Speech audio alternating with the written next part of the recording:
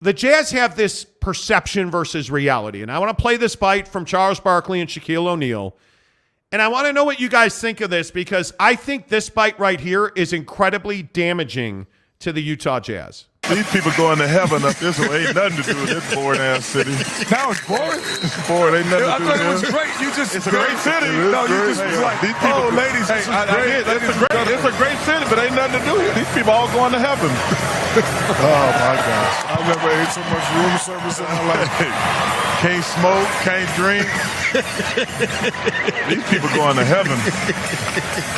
Where they going? They going to heaven. We give you 1 week. I think that's incredibly damaging. Mm-hmm. I think it plays on stereotypes. And, you know, the thing that really bothers me about that is I feel like, in my heart of hearts, I feel like this is exactly what your broadcaster should not be doing to your host city. Mm-hmm. And I feel like this is, again, the same conversation we've had repeatedly about Charles Barkley specifically. Why is this guy still employed? And why is he making tens of millions of dollars a year to trash Salt Lake City?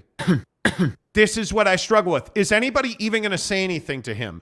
And it's incredibly frustrating to me that I don't feel like anybody cares about this outside of Salt Lake City. And Ryan Smith joking about it today on Twitter. Ryan should be pissed that Shaq and Charles Barkley said that, because I actually believe that's incredibly damaging, because it perpetuates the myth that Salt Lake City is boring and it's white and it's, hey man, you know, you guys, you can't drink it. Like and maybe somebody needs to inform me, you can't drink or smoke here. Dude, I'm really worried. I had a drink on Saturday night for my birthday. Am I going to jail now? Are the Mormons coming to, are they coming to take me away? Like, you know, am I going to have, that's what this does. Yeah. It plays on the game. You can't smoke or drink here. What has that got to do with the price of tea in China, dude? Nothing. Nothing. It has absolutely nothing to do with the fact that you didn't get outside of your little millionaire bubble and your nice little hotel suite and your limousine, and that's what this is. And in my opinion, it's complete BS, and it's really frustrating to me. Yeah, no, I mean, I'm with you, man. I think that I'm, you know, a noted red ass when it comes to you know, some of the things that Ryan Smith has done, but I also think I've supported Ryan Smith a lot in the way he's run the Jazz and what he's done and how he's approached it. And I think he's done a pretty good and serviceable job overall. But I have to agree, I would be pissed. I think that Charles Barkley and Shaq think that they run this thing. And yeah, they do. They, on some level, like, they're commentators, everyone knows them. They're famous. Somebody living in New York City knows Shaq, not Ryan Smith. You know what I mean? Like, they have that notoriety on their side, but I think that's not quite the point. And I think people are missing the point on this. The point isn't whether you can go out and have your whiskey in Salt Lake or whether you can go out and have your martini with dinner. That's not the point. The point is that the 2023 NBA All-Star Game was at Vivint Arena in Salt Lake City. And you have two of the biggest names in NBA history talking trash about our city. And Ryan Smith is joking about it on Twitter, and that bothered me a little bit. I have to be honest, because his response was something along the lines of, "Oh, these guys live in Atlanta and they don't know our city. Are we really getting upset about this?" Like, that's what his response was. And my feeling is like, yeah, I would be upset about this, because the point isn't whether or not it's true about our city. Obviously it's not, but that's not the point. The point is that Shaq and Charles Barkley are ambassadors of NBA basketball. They're obviously legends. And as a broadcaster, it's not just your job to put on your nice $1,000 loafers and your 15-piece suit and show up to the game and call a game. That's not the point.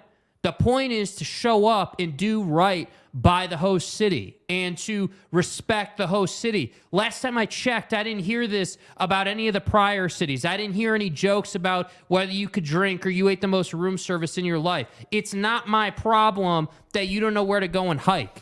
And there is the Ryan Smith tweet. He said, come on, you don't actually believe these guys. Charles lives in a hotel in Atlanta and orders room service 3 meals a day. Hey, that's cool, man, that he lives in Atlanta and he orders room service. The problem is he's black. He is a well-respected voice in the black community, and he's a well-respected voice in the NBA. And if an NBA free agent sees that, do you really think they're going to be like, oh, that's not true? Charles lives in a hotel and orders room service 3 times a day. No, what they're going to say is, well, yeah, it's boring. That's why I'm not going to play there. Facts. That's what they're going to say, Ryan Smith.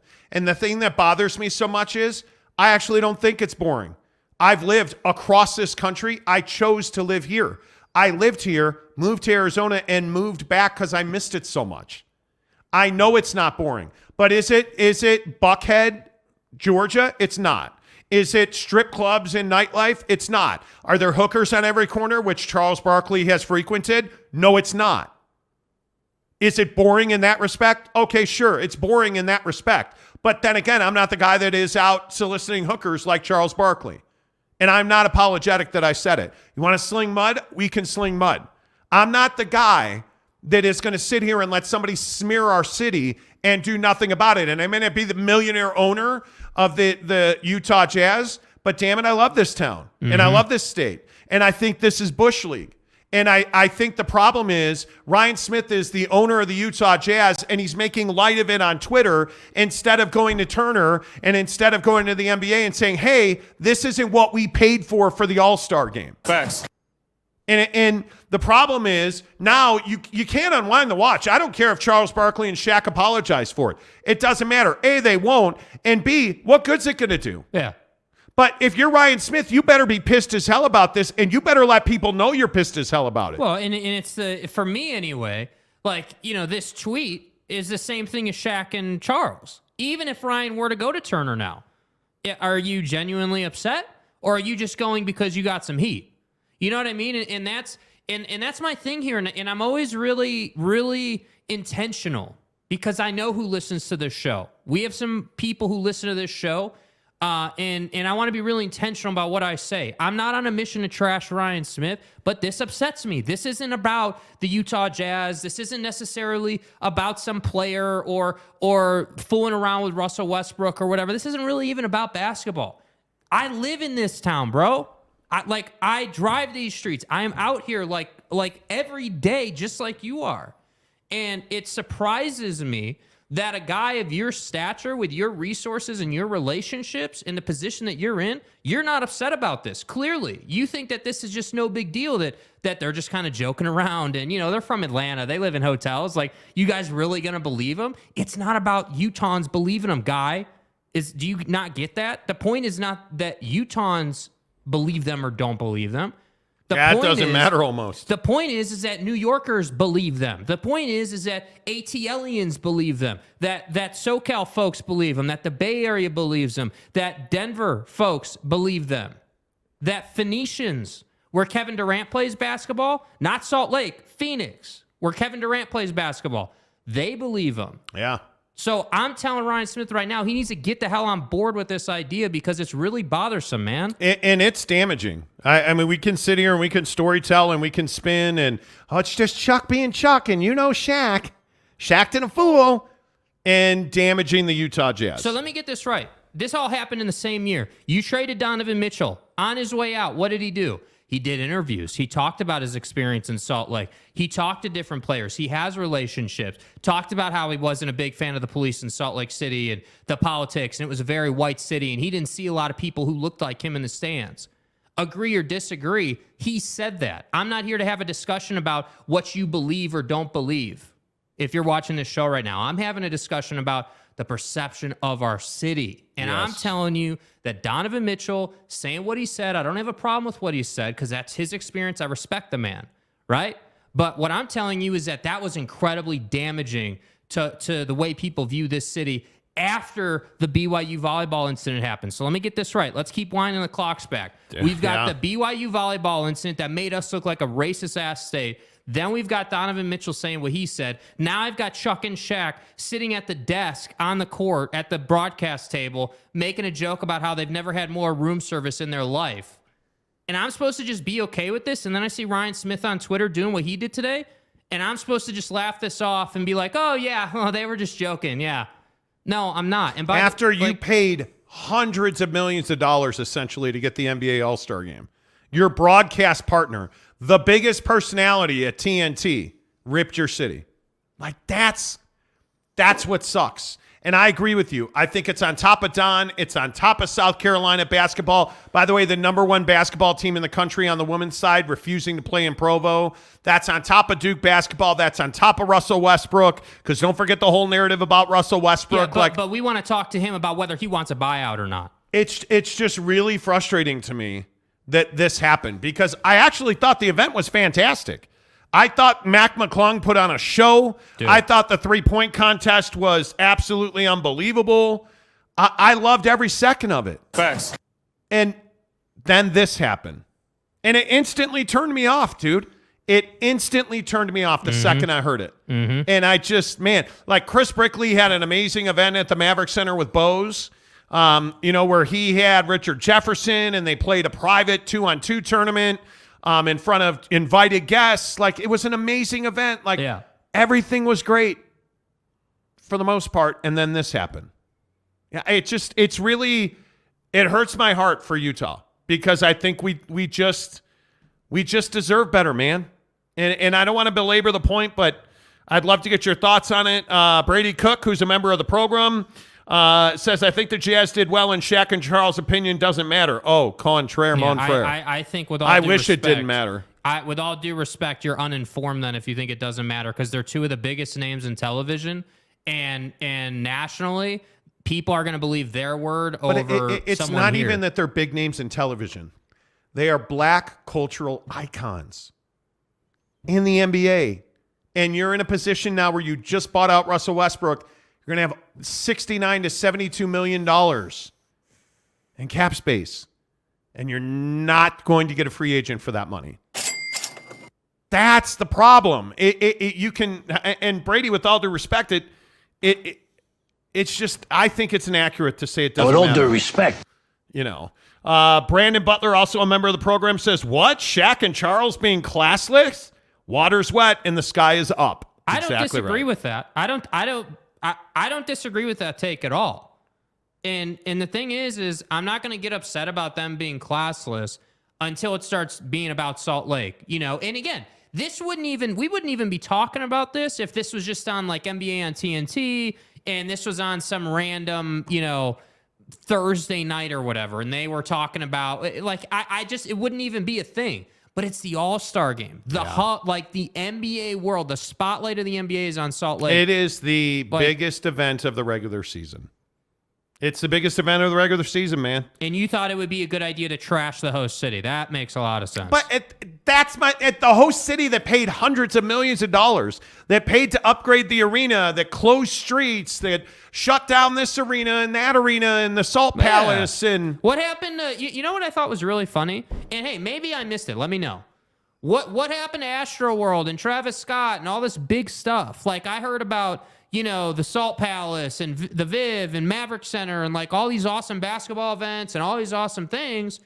But I didn't really hear, you notice that? Like, Is that just me? Like, I didn't see anything. And I'm not trying to insinuate they're hiding something, certainly, but it just was interesting to me. I saw more about John Morant's Frozen shoe release than Travis Scott doing a concert. Anyone notice that? By the way, 21 was all right last night with Post Malone. 21 Savage and Post Malone were pretty darn good. Yeah, Austin dude. Napierski, what's up, my guy? I think people take everything too personally. It sucks and perpetuates the stereotype, but it's no secret Utah is kind of boring from anybody looking for good nightlife, beaches, amusement parks. Well, yeah, you're not wrong. If you're looking for a beach in Utah, you probably should go back to geography class. But it's not about that, guys. Like, I really need you guys to listen. Like, and I'm not trying to be disrespectful. I need you to listen to what I'm saying. Dude, it's not about beaches and amusement parks, man. That's not what it's about. What's it about? It is about the NBA All-Star Game was in Salt Lake City, and the two biggest names as part of that who are commentating on it decided to hate on the city.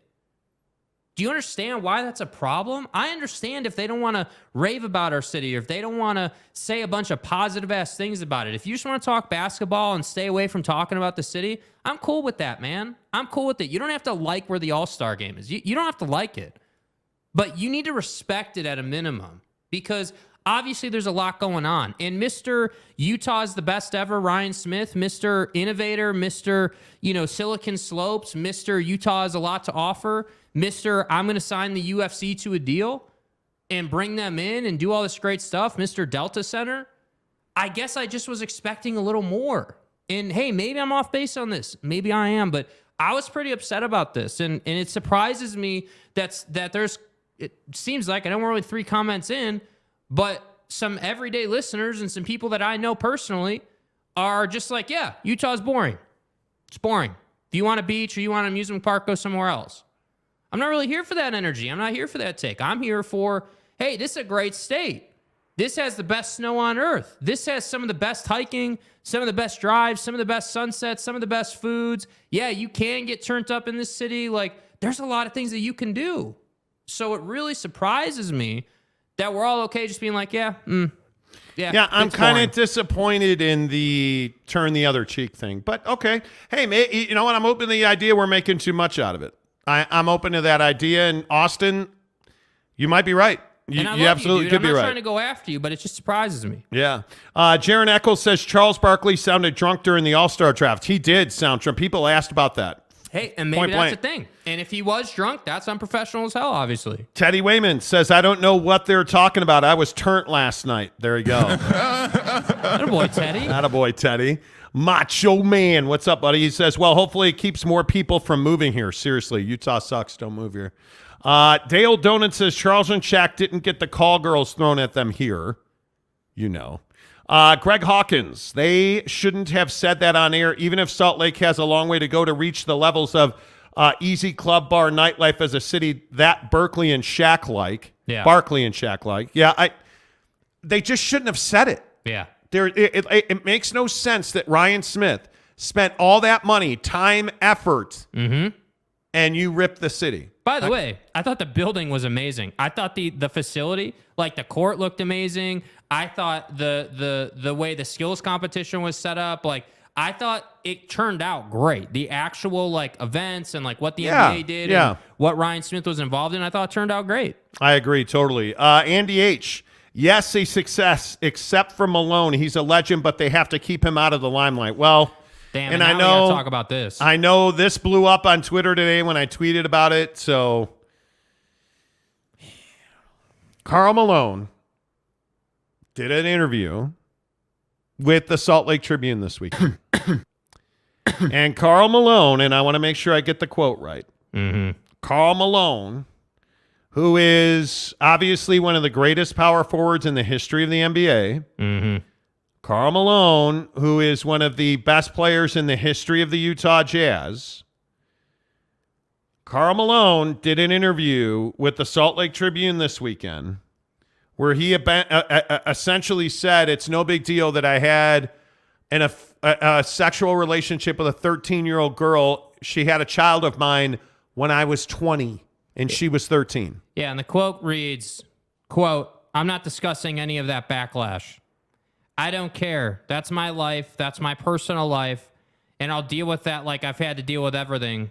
So whatever. It's not so whatever, Karl.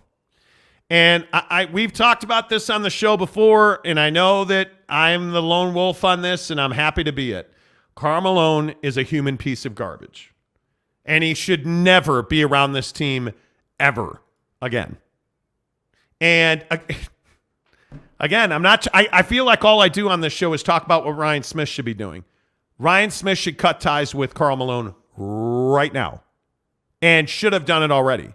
Yet Karl Malone was brought in to be a judge in the dunk contest. Facts. And I just don't get it because Karl Malone is a guy that we know who he is. He's not even, Karl Malone is not even in hiding. Karl Malone is a guy. We know about this relationship. We know he's fathered multiple children that he's had little or no interaction with, that he is not supported allegedly. Like, we know who this guy is. We know what he espouses about. Yet all we get to hear about is big rig trucks, and it's Karl Malone. He's the mailman. He delivers his DNA to other people and then does not fulfill his need and his requirement. And yet We are just going to forget about that because Karl's here at Salt Lake City. Karl Malone. He's going to judge the dunk contest. Never mind that him and Larry H. Miller had a terrible relationship the last 5 years of Larry's life.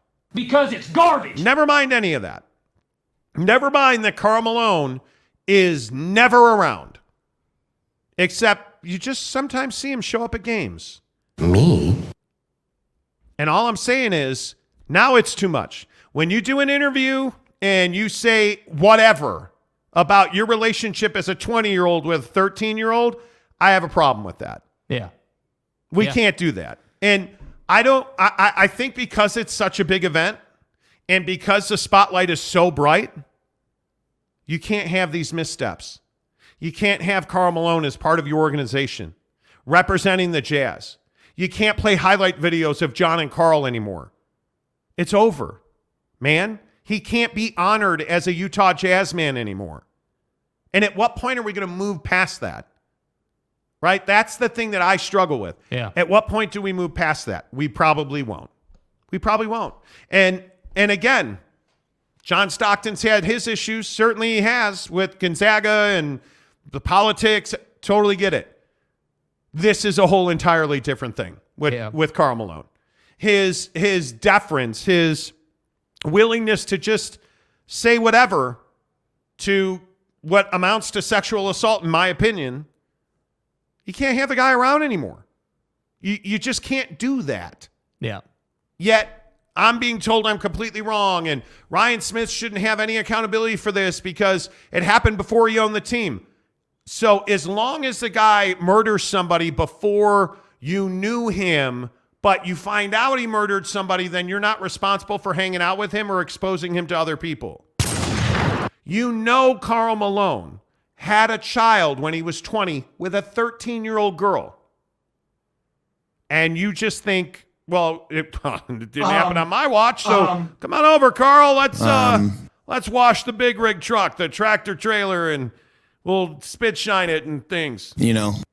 Let's tell everybody what a great basketball player you were, and we'll have you judge the dunk contest. And maybe all your illegitimate kids at home, you can wave to them. Okay, all right, let's do it, Karl. Like, you guys realize this is a reality, right? That's what this is. Like, this is the reality of what happened. Like, again, it's important to say I respect Ryan Smith. I respect the way he's leading this organization. But I also say there are these things.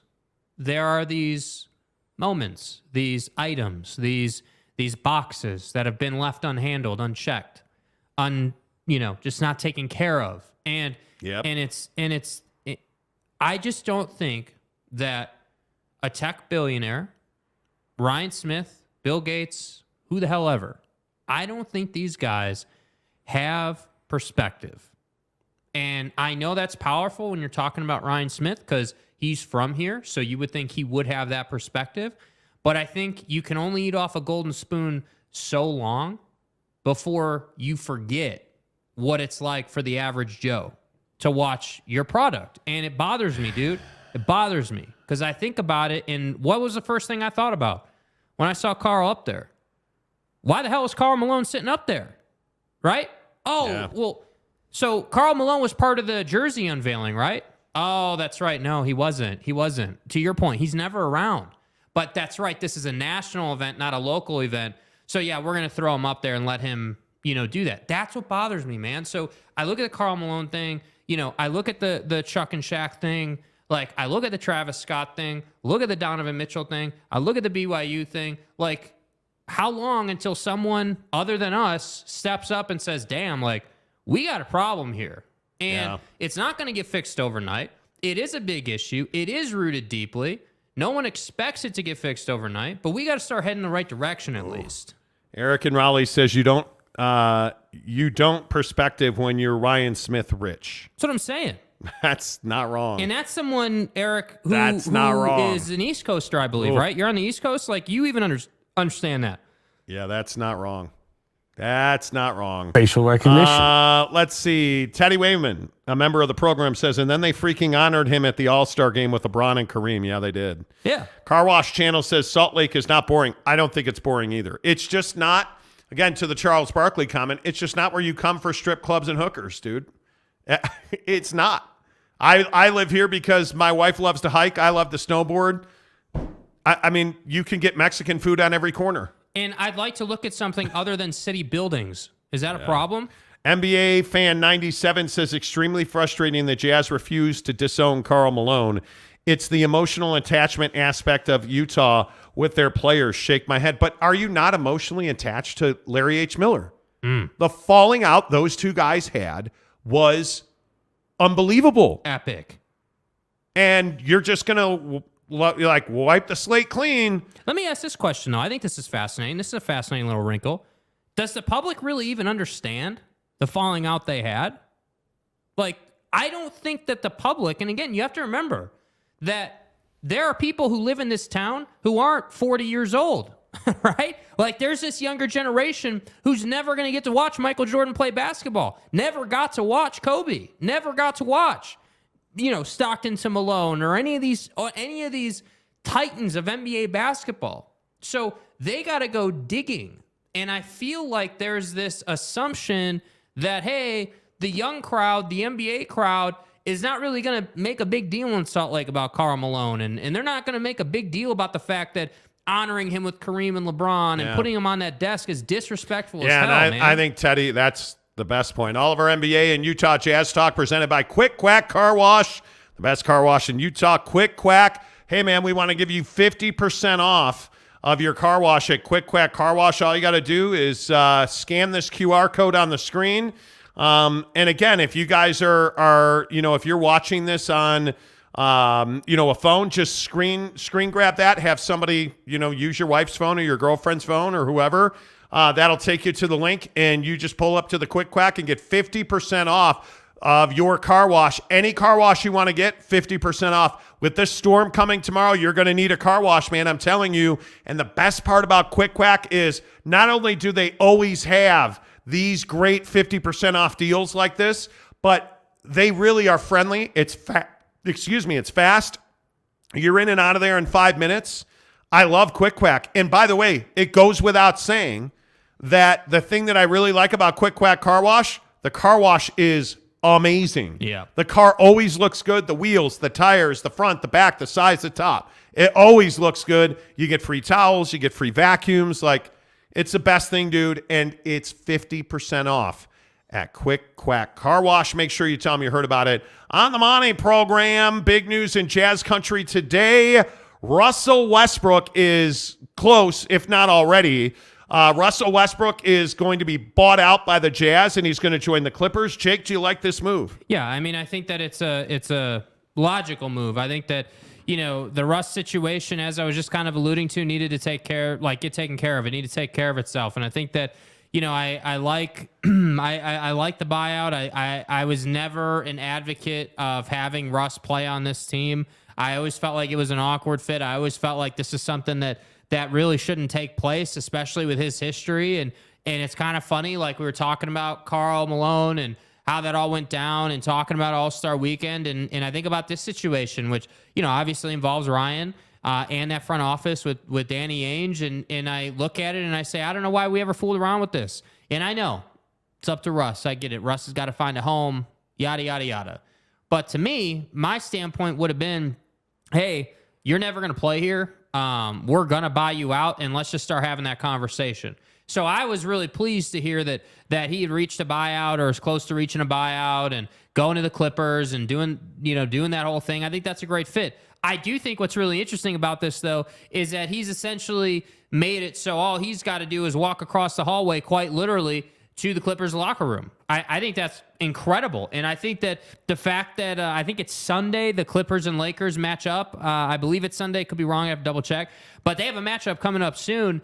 I think it's incredible, that you have this guy going to the Clippers to play with Kawhi and PG to basically make a playoff run at this point, and they're going to match up with LeBron and company. I think that's absolutely incredible. everything you could ever want as an NBA fan. So to me, I like the move to the Clippers, but I feel like, it's going to be, it could be one of these moves that could be a career ender, man. And I don't want to be dramatic, but if Russ goes to the Clippers and is the same, is ranked 126th in the league in field goal percentage and has just these terrible garbage, can't shoot a basketball type stats, like, I don't know where he goes. This is essentially half a season to prove what you're worth. And I look at guys who are on prove-it deals. Kyrie Irving has been on a prove-it deal, and guess what? He proved it. And he's been pretty good about not running his mouth and making sure that he just puts the ball in the hole. So to me, I think Russell Westbrook is at a point in his career where he's got to prove it. He's got to show that he can either come off the bench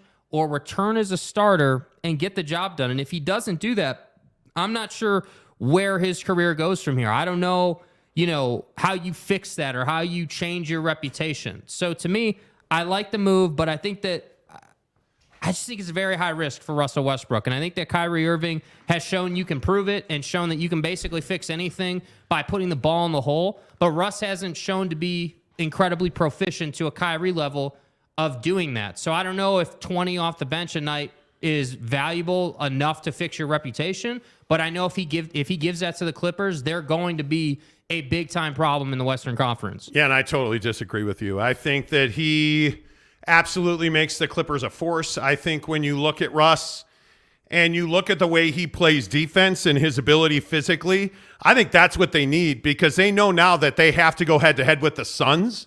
And I think that Russell Westbrook on the defensive end makes the Clippers a real force against the Phoenix Suns. Now, are you better than the Suns? Probably not. You're even with them, though. But that doesn't mean you're better.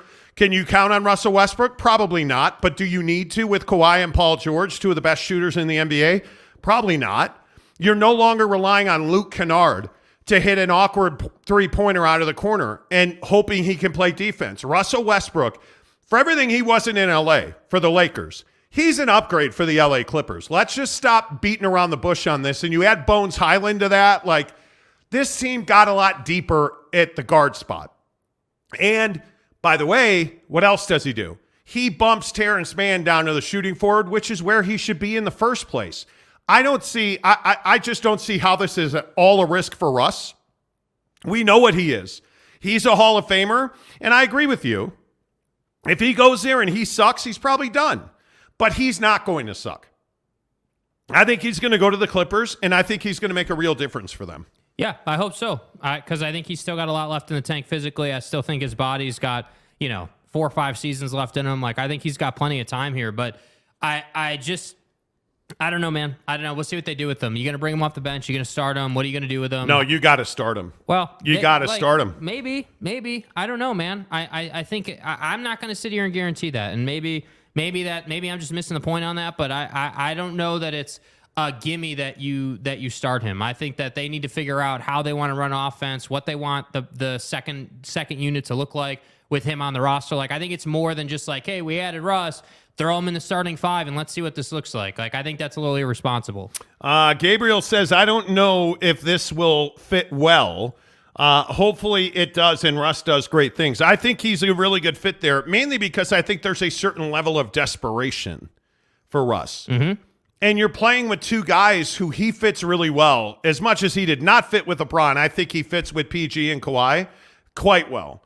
So I feel like there's a real good chance that he does the job, and I think there's an even better chance that they win at a very high level in the Western Conference. Like, I could see that being a very good fit. Eric and Raleigh, Russ doesn't need to score. He needs to defend. That's exactly right. I don't think they care if he gives them a single point a night. If he defends Chris Paul, and if he defends Devin Booker, and if he defends, the guards on the opposite team, if he can make Kyrie work a little harder and make Luka work a little harder, I think you're going to be in much better shape than you were. Yeah. Hopefully. I'm telling you guys, you're riding a little high on Russ, dude. I'm telling you, you need to be aware of, you can't just, we've seen this repeatedly. You can't just throw guys into a system and think that it's going to be easy. I think he fits in better with the Clippers. I don't think anybody says it's going to be easy. Yeah, but I think that's kind of the thing here. Hey, like, they should start him. and then they should figure it out. Andy fits well, so it should work. But the expectation is really low. When he went to play with LeBron and AD, the expectation was exceptionally high. And I just think his style of play never fit. Yeah. Like, LeBron doesn't need a guy to attack the basket. LeBron needs a guy to hit threes.